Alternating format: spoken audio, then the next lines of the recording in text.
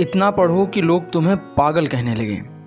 गर्मी का मौसम, ना कोई पंखा, ना कूलर, ना एसी। पिछड़ा हुआ गांव जिसे शहर में 4 लोग भी नहीं जानते थे। सड़क इतनी कच्ची कि 4 कदम भी चलना मुश्किल। परिवार की हालत ऐसी कि साला खुदकुशी करने का मन करे। कमाने वाला एक पिता और उस छोटी सी कमाई पर पलने वाली 3 औलादें और एक माँ। रात ढल रही थी। पूरा गांव एकदम गर्मी से परेशान, इस करवट से उस करवट, बस करवटें बदलकर अपनी नींदें पूरी कर रहा था। लाइट्स तो छोड़ो, एक मोमबत्ती का होना भी मुश्किल था।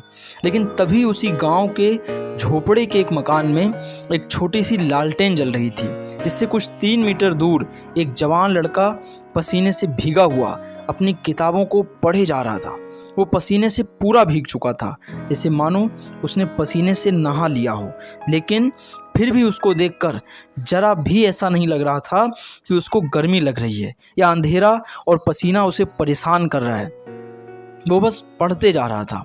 वो किताबों में कुछ इस कदर खोया था कि उसे बस पढ़ना ही समझ आ रहा था। उसे आग के गोले जैसी गर्मी और पसीने से कोई फर्क नहीं पड़ रहा था। रात के 12 बजे, फिर 1, फिर 2 और अब 3 बज चुके थे। ना जाने वो लड़का कब से पढ़ने बैठा था, लेकिन अब तक पढ़ रहा था। तभी अचानक पूरे कमरे में अंधेरा छा जाता है। एकदम से अंधेरा पूरे कमरे को अपनी चपेट में ले लेता है। दरअसल वो लालटेन अब बुझ चुकी थी। उस लड़के के मन में क्या चल रहा होगा उस वक्त, क्या आप बता सकते हैं? उस वक्त उस लड़के के जुबान से जो बात निकली ना, कसम से मज़ा आ जाएगा यार। वो लड़का बोला, उफ यार, काश थोड़ा और पढ़ लेता। अब बताओ, क्या तुम में से कोई है इतना पागल पढ़ने के लिए? उस लड़के को सब उस गांव में पागल कहते थे। गांव वालों से पता चला कि वो लड़का कब पढ़ने बैठता है और कब तक पढ़ता रहेगा, कोई नहीं बता सकता था। बल्कि उसको खुद भी याद नहीं कि वो कितनी देर से पढ़ रहा है। हाँ, मानता हूँ ऐसे किस्से बड़े कम ही देखने और सुनने को मिलते हैं, लेकिन जब भी मिलते हैं कसम से दिल में आग लगा देते हैं। इतना पढ़ने वाला लड़का पता है आगे क्या करता है? 2012 बैच का यूपीएससी क्रैक करता है।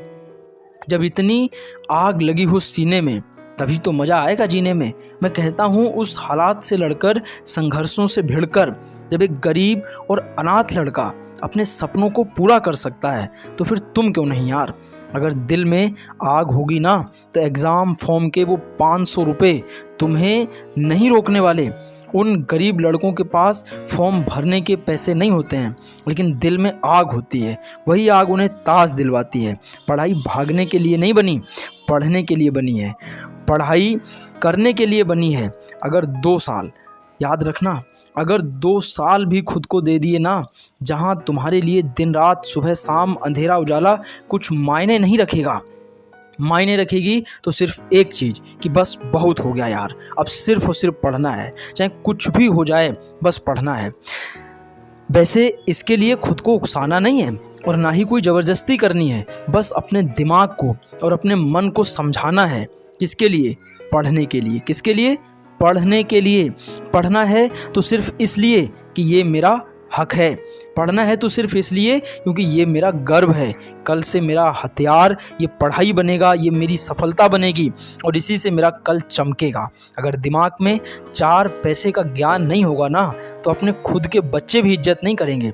अगर आज नहीं पढ़ोगे ना, तो कल खेत खलिहान सब बिक जाएंगे और भूखे पेट ज़िंदगी काटना बहुत मुश्किल है।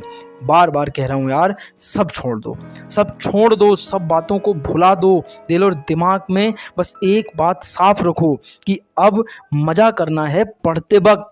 पढ़ाई को बोरिंग मत लीजिए, पढ़ाई को बोरियत समझ के मत करिए। पढ़ाई में इंटरेस्ट ढूंढिए।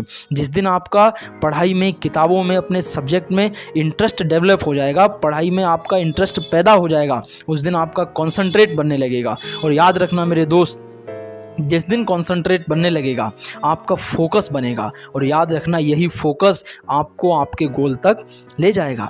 इतना पढ़ना है कि साला लोगों को लगने लगे कि पागल तो नहीं हो गया है। फिर सुनो, इतना पढ़ना है कि साला लोगों को लगे कि कहीं पागल तो नहीं हो गया है। तुम्हें ये तो मालूम ही है कि इसी पागलपन वाली मेहनत ने कितनी जिंदगियां बनाई हैं, लाखों लोगों के घर बसाए हैं, लाखों लोगों की किस्मत चमकाई है। अगर उस बुलंदी पर पहुंचना ही सिर्फ एक मकसद होगा ना, तो कसम से वो तुम्हें झक मार कर मिलेगा। लेकिन सबसे पहले उस उजाले कि कल से पहले तुम्हें पढ़ना होगा, इतना पढ़ना होगा, इतना पढ़ना होगा कि किताबें तुमसे थक जाएं, लेकिन तुम्हारा हौसला ना थके। मज़ा आने लगेगा यार। बस 2 से 5 दिन भी दिमाग लगाकर कुछ पढ़ लिया ना, तो फिर दुखी या भटकती आत्मा नहीं रहोगे, एक बवाल आदमी बन के निकलोगे, एक बवाल आदमी बन के निकलोगे। तो इसलिए हिम्मत मत हारो, लगे रहो और निश्चित ही जीत आपकी होगी। धन्यवाद।